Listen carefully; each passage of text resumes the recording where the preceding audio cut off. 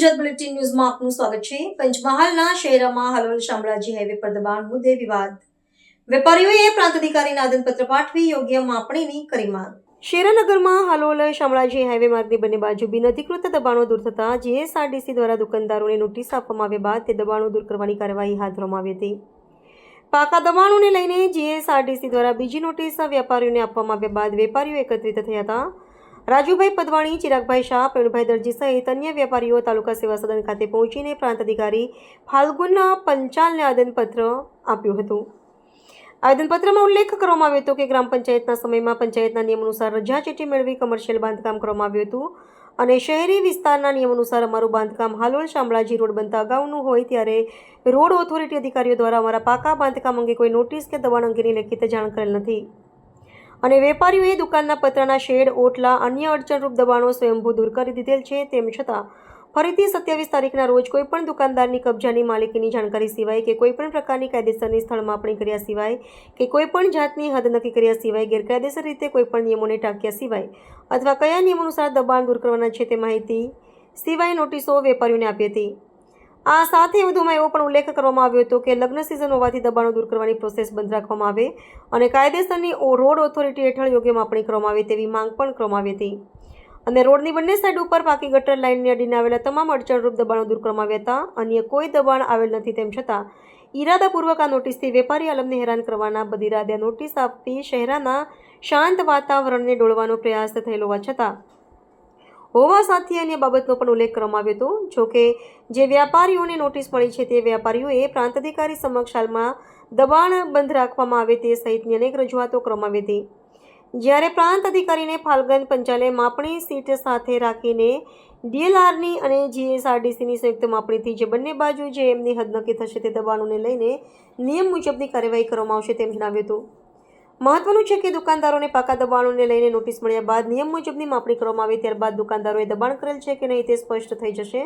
જે દુકાનદારોને પાકા દબાણને લઈને નોટિસ મળી છે તેઓ આ બાબતને લઈને ઉચ્ચ કક્ષાએ લેખિત અને મૌખિક રજૂઆત આવનારા દિવસોમાં કરવામાં આવે તેવી શક્યતાઓને પણ નકારી શકાય તેમ નથી। હાલોલ શામળાજી રોડ પર જે દબાણ હટાવવાની પ્રક્રિયા ચાલે છે એ પ્રક્રિયા તદ્દન ખોટી છે અને અમારા જે મકાનો છે એ 1984 કોઈ 55માં બનાવેલા હતા।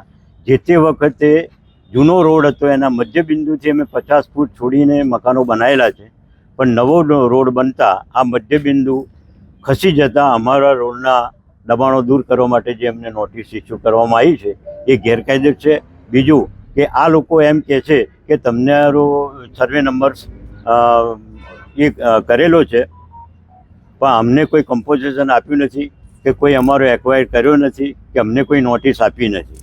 તેમ છતાં બળજબરીથી કે તમારે એક્વાયર કરી દીધેલી છે જમીન અને તમારે આ દબાણ કાઢવું પડશે એના સંદર્ભમાં આજ રોજ અમે પ્રાંત સાહેબને આવેદનપત્ર આપવા માટે આવ્યા છીએ। અમારી માગ એ છે કે જૂની જે રોડ છે એના મધ્યબિંદુથી જે કંઈ એમને 14 મીટર માપવાનું હોય એ 14 મીટર માપી લે બંને બાજુ એ રીતે કરે તો વાંધો નથી અમને।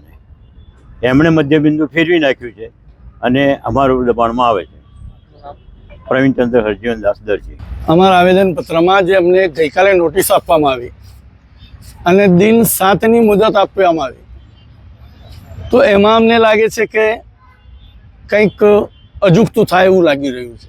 માટે સાહેબને સમજાવવા અને આ નોટિસનો તમામ જવાબ અમે જે તે અધિકારીને લખાવીને તૈયાર રાખ્યો છે। અહીંયા આવેદનપત્ર આપ્યું છે અને જે તે અધિકારીને આ નોટિસનો જવાબ આપવા માટે અને ગામતળની જમીન જે છે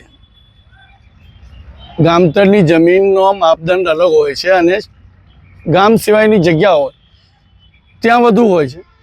તો માટે સાહેબને અમે એ અરજી કરી કે અમારી જમીન જે 14 મીટરનો માપ છે રોડના મધ્યબિંદુથી એની જગ્યાએ 12 મીટર કરવામાં આવે અને બિનજરૂરી નુકસાન જે થતું હોય એ અટકાવવામાં આવે એ રિક્વેસ્ટ કરવા માટે અમે આવેદનપત્ર આપ્યું છે।